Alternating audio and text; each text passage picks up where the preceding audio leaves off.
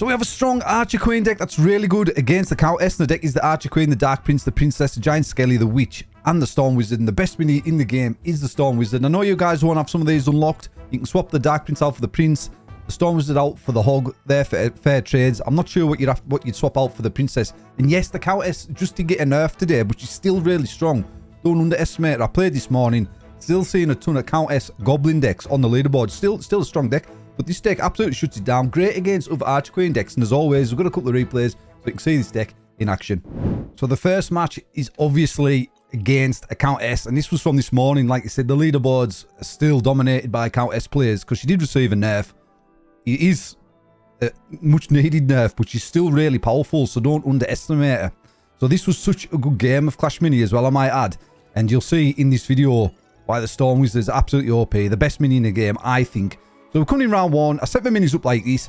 Always play my Witch in the corner away from my Archer Queen. And you'll see why further on in this replay why I do so. So we're coming in round one. I've got my Witch on. We're getting extra damage to his countess because we've got 3 synergies going in this deck as well. We've got the Undead, the Royal, and the Ranger. So we've got 2 of each. So we've got nice little synergies going as well. Makes the deck even stronger. So we're coming pinch round one there with this sort of setup. So I sort of set my minis up the same way with the Archer Queen. And I go for my Princess. And then I always place my Archer Queen in front of the Princess with the invisibility upgrade. Just like so. We've got the Princess down. It's just cost 5 elixir. We've got 1 left in the tank. This is the setup we're going for in round number 2. Just to see what he's playing. With a round up, it's always nice to win the first round against the countess.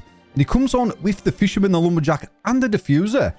So yeah, I'm starting to panic a little bit here because this isn't really a deck I've seen with the countess, and God only knows what his other minis are going to be inside of his deck. But nonetheless, we've seen what he's got in round 2 so far, so I can build my strategy as I go. So he has got that Fisherman, so I'm starting to think he's got maybe a couple of C synergies in his deck. But this is why I have the Dark Prince in my deck as well, because the Prince doesn't clash as fast as the Fisherman.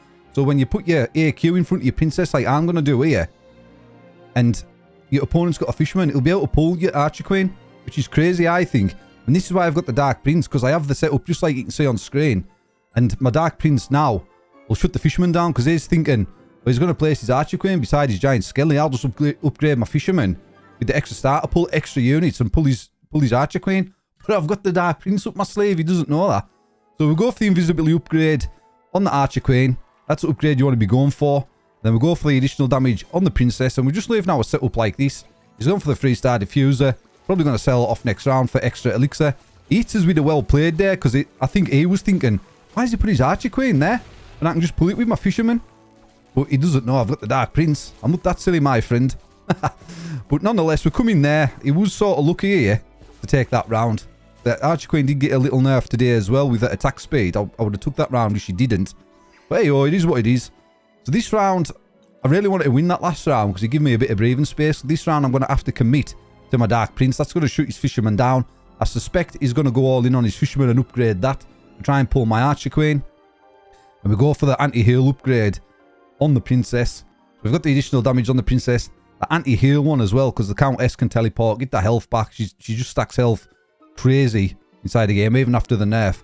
So we've gone for this setup. 2-star Princess. We've got the Dark Prince to shoot his Fisherman down. And also, if he leaves his countess there, my Dark Prince should stun his countess as well. There we go. And he's got the shark bait. We get the stun off the Dark Prince. And this, look at this. This is why I put my Witch in the corner as well, away from my Archer Queen, because he did fetch on the shark bait. And then we get the extra damage. He does get the pull on the shark bait, but we've got the anti-heal on the Princess, look. So the countess isn't healing up. And then we do manage to take out the shark bait. And this mini is so frustrating. And I feel for you guys who don't have the Storm Wizard. Because you'll see here why the Storm Wizard is the best mini in the game. Because you can't beat it on Clash. It's the fastest clashing unit in the game. So wherever you place it, it's going to clash quicker. So he's got the shark bait, 2-starred up. Very powerful mini. So I'm going to come on with the Storm Wizard, which I've kept hidden up my sleeve. And these upgrades for the Storm Wizard are insane. You've got the additional clash time at the start, which is 6 seconds, I think. It lasts for an eternity. And you've got the additional damage with the second upgrade of the Storm Wizard, which is awesome on the Devil's Deal Tile. So we're coming into this final round. Prince there. Storm Wizard's going off, keeping his shark bait locked in place at the back of the battle board for an eternity. It's going to be enough time for my Princess to get a super off. He pulls my Witch because it was in the corner away from my Archer Queen, We've took out his countess. And look at this. Absolutely demolish him in that final round with a full health princess. Still had my archer queen up. And that's how you counter the shark bait as well, my friends. So we're in against another countess player. And like I say, you'll see why I love the Storm Wizard. Like I say, he's the best mini in the game. And a point to note, never play your archer queen in the corner, because I made that mistake. I lost against the countess because what I done was I placed my archer queen in the corner. Sorry, the tile, like by the corner, just up one, and my princess right behind in the corner. And what happens is they bowler if they're playing a goblin deck, your archer queen, and then you've got a dark prince, their bowler. But if they place the magic archer behind their bowler, you're going to dark prince their bowler, and then the magic archer's going to target your dark prince, and then it's going to pierce right through your dark prince and damage your archer queen and princess. That's why I don't play it in the corner. That's why I always play it one tile to the left, because I learned that mistake. I did lose the game. That's why we play the games, to learn from our mistakes. That's why I always place my archer queen where I do. Just as you can see there, going into the second round. Go for the invisibility. Again, going to fetch on my witch. Place it in the opposite corner like I always do. Got the invisibility, got the princess on. So we get extra damage to his countess as well with that undead synergy going. And then we're just going to go into round 2 with this sort of setup. But remember, don't place it in the corner, like on right to the side in the corner. Because if he does bowler, and you're going to have to cancel his bowler with your dark prince. Then if he puts his magic archer at the back, it's going to pierce right through. When he targets your dark prince, and then take out your archer queen and princess. So don't do that. That's why I placed it there. He's going for a sort of weird deck setup here. One I haven't really played against. There's archer queen playing. He's playing the countess. He's playing the chompy and the witch. You can see what he's trying to do. Chompy's still a great mini inside the game. So I did claw that round back. So we are 2 rounds apiece. But I'm obviously going to go for the damage upgrade to the princess. That's the upgrade I look for. And then depending on what upgrade he goes for on his countess, probably the anti-heal on the princess as well. And then we've got the archer queen in front. So when the invisibility goes off, it protects the princess. And he's fetched on the hog rider. Bit of a weird placement there for the hog rider, I thought, because I thought he's placed it on the front row anyway.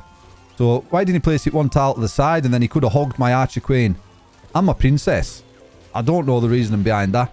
But we come in clutch, take that round easily as well. Too much damage from the princess. This is why the Storm Wizard's fantastic, and luckily he placed his hog rider there, because the problem you do have with the Storm Wizard is if you want to use the Storm Wizard on a mini on your opponent's side of the board, but you've placed the mini on your tile, you can't place it there. So just be mindful of that. Always try to think ahead. But we're going for the anti-heal on the princess. I know he's got the hog rider there, but I just want to see what he does, because I've only seen 3 out of 5 of his minis. And he does prince my giant skeleton, and that's why I waited, because I didn't want to sacrifice my dark prince on the hog rider, which I could have done. It would have cancelled it out. But I'm glad I waited now, because I can dark prince his prince going into this next round. I think I'll get better value that way. And he does come in, take this round. Obviously, he showed all his minis. That was well played from him. Moved his countess as well.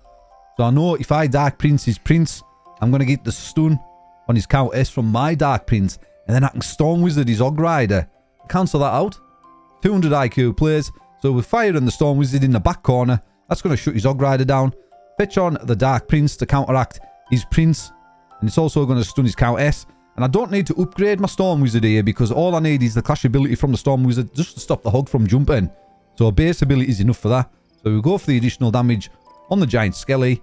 And we're going for this setup just to completely shut him down. And he goes for the 2-star hog. But I've got the Storm Wizard. Stops his hog. We stopped his prince with my dark prince. Stun the countess in the process. And we're getting some nice damage going now. Princess's ability is just about to go off. And look at this, guys. Easy dubs in this final round. Just about to take his countess out. He's left with his chompy. Not going to be enough. And we come in, take that round against another countess player.